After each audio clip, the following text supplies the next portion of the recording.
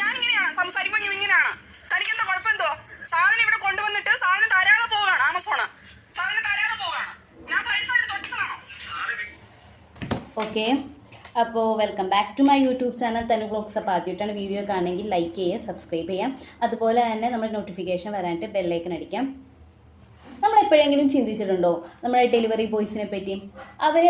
നമ്മുടെ കംഫർട്ട് സോണിലിരുന്ന് നമ്മുടെ വീട്ടിലിരുന്ന് ഓഫീസിലിരുന്നൊക്കെ ഓരോ സാധനങ്ങൾ ഓർഡർ ചെയ്ത് അത് അവരെ കറക്റ്റ് ടൈമിൽ അല്ലെങ്കിൽ ആ ഒരു വെയിലും മഴയും എല്ലാം കൊണ്ട് നമ്മുടെ കൈകളിലേക്ക് എത്തിച്ച് തരുമ്പോൾ അവർ ഒരുപാട് എഫേർട്ടും കാര്യങ്ങളും എടുത്തിട്ട് വരണം. ശരിയാണ്, അത് അവരുടെ ജോലിയാണ്.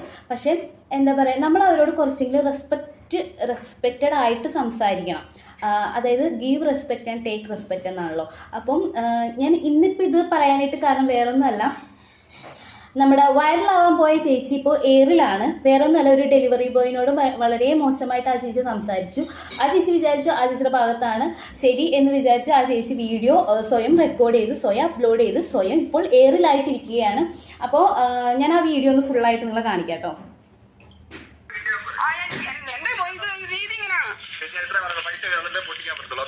പൈസ തന്നിട്ടേ പൊട്ടിക്കത്തോളൂ ഞാൻ പറഞ്ഞു. ഞാൻ പൈസ തരും, ബാക്കി തരാനാ പറഞ്ഞത്. എത്ര പൈസ? ഇത്ര ഞാൻ ഈ വീഡിയോ ഞാൻ ഷെയർ ചെയ്യുന്നുണ്ടല്ലോ. ഞാൻ ചെയ്യും കാരണം താൻ കാണിച്ചത് ശരിയല്ല. താൻ കാണിച്ച പെരുമാറ്റം ശരിയല്ല. പൈസ തരാം. അതാദ്യം അവൻ പറഞ്ഞു പൈസ തരാതെ പൊട്ടിക്കാൻ പറ്റില്ല. ഓക്കെ, ഞാൻ പറഞ്ഞു ഓക്കെ പൈസ തരാം. പെട്ടെന്ന് ഞാൻ ശബ്ദം ഉയർത്തി എന്ന് പറഞ്ഞുകൊണ്ട് ഇറങ്ങി പോകുന്ന സാധനം തരുന്നില്ല എന്ന് പറഞ്ഞോട്ടോ. അതെന്ത് മര്യാദയാ? ഞങ്ങളുടെ വീട്ടിൽ ഇവിടെ ആരും ഇല്ല. പിന്നെ വീട്ടിൽ വന്നിട്ട് ഇങ്ങനെ പറയുമ്പോ എടോ, ഞാൻ ഏതൊരു സാധനം കൊണ്ടുവന്നാലും അത് പൊട്ടിച്ച് നോക്കണം. അത് അതിനകത്ത് സാധനം എന്താണ് ഞങ്ങൾ ഉദ്ദേശിച്ചാണെന്ന്. ഓക്കെ, താൻ അത് പറഞ്ഞപ്പോ ഞാൻ പറഞ്ഞു ഓക്കെ പേയ്മെന്റ് തന്നിട്ടേ ഞാൻ പൊട്ടിക്കുള്ളൂ. ഇയാൾക്ക് വേറെ എന്തെങ്കിലും പ്രശ്നമുണ്ടെങ്കിൽ അത് എല്ലാം പണ്ടൊക്കെ തീർക്കേണ്ട കാര്യമില്ല. സാധനം തന്നിട്ട് എടോ, ഇയാൾ പറഞ്ഞത് നിങ്ങളുടെ രീതിയായിരിക്കും. അതെനിക്ക് മനസ്സിലായി. ഞാൻ അത് അക്സെപ്റ്റ് ചെയ്തിട്ട് ഞാൻ പൈസ തരാം. ആദ്യം ഞാൻ പറഞ്ഞു ഞാൻ പൊട്ടിച്ച് നോക്കട്ടെ എന്ന് പറഞ്ഞപ്പോ തരുത്തില്ല എന്ന് പറഞ്ഞപ്പോ ഓക്കെ പൈസ തന്നെ ബാക്കി തരാൻ ഞാൻ പറഞ്ഞു.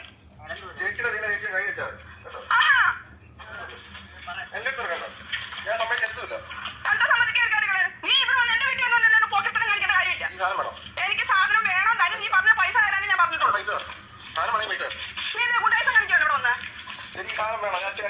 അല്ല, നീ എന്താ ഗുണ്ടേസം കാണിക്കാനാണ് ഉദ്ദേശം നിന്റെ? അല്ല, നീ തന്നെ പൊട്ടിച്ച് കാണിക്കും. പിന്നെ നീ ഇത്ര ഷോ കാണിക്കുമ്പോ നിന്നെ ഞാൻ എങ്ങനെ വിശ്വസിക്കുന്നേ?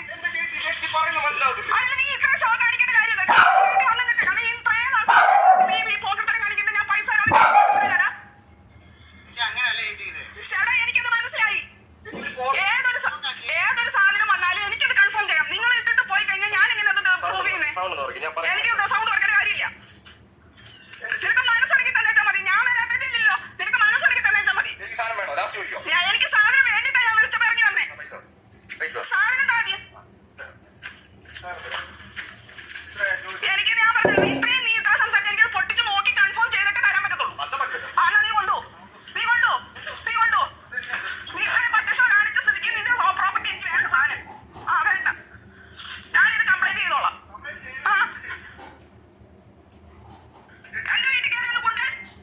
ഓക്കെ, അപ്പം ഇതായിരുന്നു വീഡിയോ. ഇതെന്താണെന്ന് വെച്ച് കഴിഞ്ഞാൽ ആ ചേച്ചി എന്തൊരു സാധനം ഓർഡർ ചെയ്തു. അപ്പോൾ ആ സംഭവം വന്നപ്പോൾ ഈ ഡെലിവറി ബോയിനോട് പറഞ്ഞെന്താണെന്ന് വെച്ച് കഴിഞ്ഞാൽ നിങ്ങളത് പൊട്ടിച്ച് കാണിച്ചിട്ട് ഞാൻ പേയ്മെൻറ്റ് ചെയ്യുക എന്നാണ് പറഞ്ഞത്. അപ്പോൾ ഡെലിവറി ബോയ് പറഞ്ഞു എന്താ പൊട്ടിച്ച് കാണിക്കാൻ പറ്റത്തില്ല, കാരണം പുള്ളിക്കാരൻ്റെ കയ്യിൽ നിന്ന് കാശ് പോകും. നമ്മുടെ കയ്യിൽ നിന്ന് കാശ് പോകുന്ന പരിപാടിയൊന്നും നമ്മൾ ആരും ചെയ്യത്തില്ല. അതുപോലെ തന്നെ ഈ സ്ത്രീ ചൂസ് ചെയ്തതെന്ന് വെച്ച് കഴിഞ്ഞാൽ ക്യാഷ് ഓൺ ഡെലിവറിയാണ് ചൂസ് ചെയ്തത്. നമ്മുടെ ക്യാഷ് ഓൺ ഡെലിവറിയിൽ ഓപ്പൺ ബോക്സ് ഡെലിവറി അല്ല. അതായത് നമ്മൾ പൊട്ടിച്ച് നോക്കിയിട്ട് പേയ്മെൻറ്റ് കൊടുക്കുന്ന പരിപാടിയല്ല. ഇൻ കേസ് നമ്മൾ ഓർഡർ ചെയ്ത സാധനം അത് നമ്മൾ ഓർഡർ ചെയ്ത സാധനമല്ല, എന്തെങ്കിലും ഡാമേജ് ഉണ്ടോ അല്ലെങ്കിൽ അങ്ങനത്തെ എന്തെങ്കിലും പ്രോബ്ലംസ് ഉണ്ടെങ്കിൽ നമ്മൾ നേരിട്ട് അത് ആ ഒരു ആപ്പിൽ കംപ്ലൈൻറ്റ് ചെയ്തിട്ട് അവരത് റിട്ടേൺ വേറെ ഡെലിവറി ബോയ് വന്ന് അത് എടുത്ത് കളക്ട് ചെയ്തിട്ടാണ് അങ്ങനെയാണ് അതിൻ്റെ പ്രൊസീജിയേഴ്സ് നടക്കുന്നതെന്ന് തോന്നുന്നത്. അല്ലാതെ ഇവർ വിചാരിച്ചെന്താണെന്ന് വെച്ച് കഴിഞ്ഞാൽ അതപ്പം തന്നെ പൊട്ടിച്ച് നോക്കി ഡെലിവറി ബോയുടെ കയ്യിൽ തന്നെ അങ്ങ് കൊടുത്തു വിടാന്നാണ് ഇവർ വിചാരിച്ചത്. അതായിരുന്നു ഇവരുടെ ഉദ്ദേശം. അപ്പോൾ അത് നടക്കത്തില്ലല്ലോ, അതങ്ങനെ ചെയ്യാൻ പറ്റത്തില്ലല്ലോ. അപ്പോൾ ഇവരുടെ ഭാഗത്താണ് ന്യായം എന്നുള്ള രീതിയിൽ സ്വയം അങ്ങോട്ട് വീഡിയോ എടുത്ത് അങ്ങോട്ട് അപ്ലോഡ് ചെയ്യുകയായിരുന്നു. പക്ഷേ ഇവർ ചെയ്ത് ഒട്ടും അത് കറക്റ്റായിട്ടുള്ള ഒരു കാര്യമല്ല. പിന്നെ ഇവർ പറയുന്നുണ്ട്, നിനക്ക് വല്ല പ്രശ്നം ഉണ്ടെങ്കിൽ നീ അത് എൻ്റെ അടുത്തല്ല തീർക്കണ്ട, അങ്ങനത്തെ ഉള്ള രീതിയിൽ. ശരിക്കും പറഞ്ഞാൽ ഈ ഒരു സ്ത്രീക്കാണ് എന്തോ ഒരു പ്രശ്നമുള്ളതെന്ന് എനിക്ക് തോന്നുന്നത്. കാരണം അവരത് വേറെ ഒരാളുടെ തലയിലോട്ട് കയറി സംസാരിക്കുന്ന പോലെ എനിക്ക് തോന്നിയായിരുന്നു. പിന്നെ ഇത്രയും ഷൗട്ടും ഇതൊന്നും ചെയ്യേണ്ട ആവശ്യമില്ല. കാരണം അവരും നമ്മളെപ്പോലത്തെ മനുഷ്യർ തന്നെയാണ്. അവരും നമ്മളെപ്പോലെ തന്നെ സാലറി കിട്ടാൻ വേണ്ടി ജോലി ചെയ്യുന്നവരാണ്. അതുപോലെ തന്നെ ഇവർക്ക് എനിക്ക് തോന്നുന്നത് കമ്മീഷൻ ബേസ് ആണെന്ന് തോന്നുന്നു സാലറി. അപ്പോൾ അത്രയും അത്രയും തുച്ഛമായ സാലറി ആയിരിക്കും ഇവർ കിട്ടണം. അപ്പോൾ അവരങ്ങനെ ചെയ്യണമെങ്കിൽ അത്രയും ബുദ്ധിമുട്ടും കാര്യങ്ങളും ഉള്ളതുകൊണ്ടാണ് ഇങ്ങനെയുള്ള ജോലിക്ക് വരുന്നത്. പിന്നെ ഈ ഡെലിവറി ബോയ്സിൽ തന്നെ പലർക്കും ചിലപ്പോൾ നല്ല അഭിപ്രായമുള്ളവരും ചീത്ത അഭിപ്രായമുള്ളവരും അങ്ങനത്തെ ഉള്ളവരൊക്കെ ഉണ്ടാവും ഡെലിവറി ബോയ്സിനെ വെച്ച് നോക്കണമെങ്കിലും. എന്ന് വെച്ച് കഴിഞ്ഞാൽ ഇപ്പോൾ പലർക്കും ചിലപ്പോൾ ബാഡായിട്ടുള്ള അനുഭവങ്ങൾ കാര്യങ്ങളൊക്കെ ഉണ്ടാവും.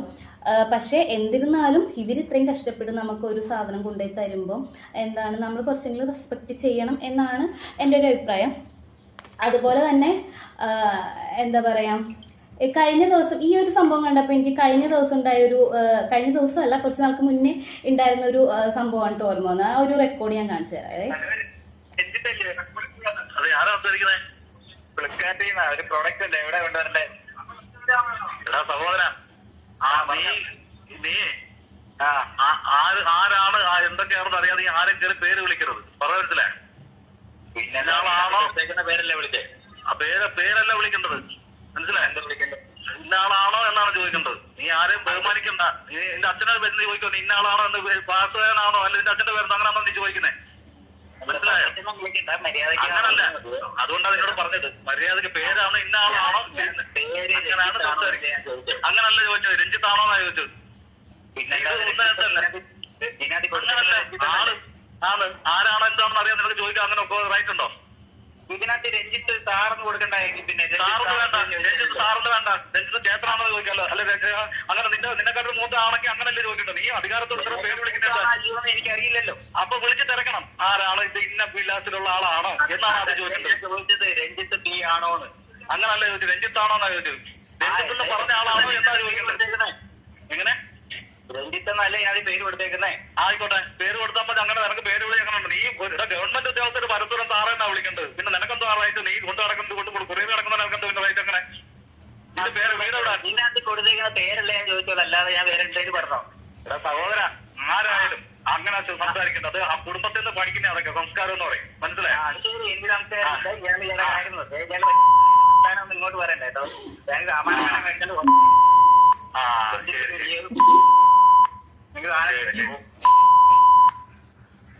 അപ്പം രഞ്ജിത്ത് സാറിന് കിട്ടിയപ്പോൾ സമാധാനമായി. നല്ല സാറേ വിളി കേട്ടപ്പോഴത്തേന് രഞ്ജിത്ത് സാർ ഓക്കെ എന്നുള്ള രീതിയിൽ സംസാരിച്ചു. അപ്പോൾ എനിക്ക് പറയാനുള്ള എല്ലാ ജോലിക്കും അതിൻ്റേതായ ഒരു മൂല്യമുണ്ട്.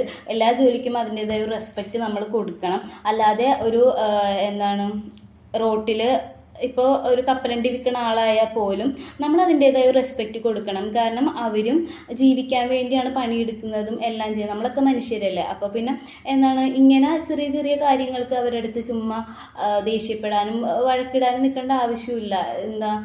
ഓരോരുത്തരുടെ സിറ്റുവേഷൻ കൊണ്ടാണ് ഇങ്ങനത്തെ ജോലിക്കും കാര്യങ്ങൾക്കൊക്കെ പോണത്. അപ്പോൾ നമ്മുടെ അടിമയല്ല അവർ, സത്യം പറഞ്ഞു കഴിഞ്ഞാൽ.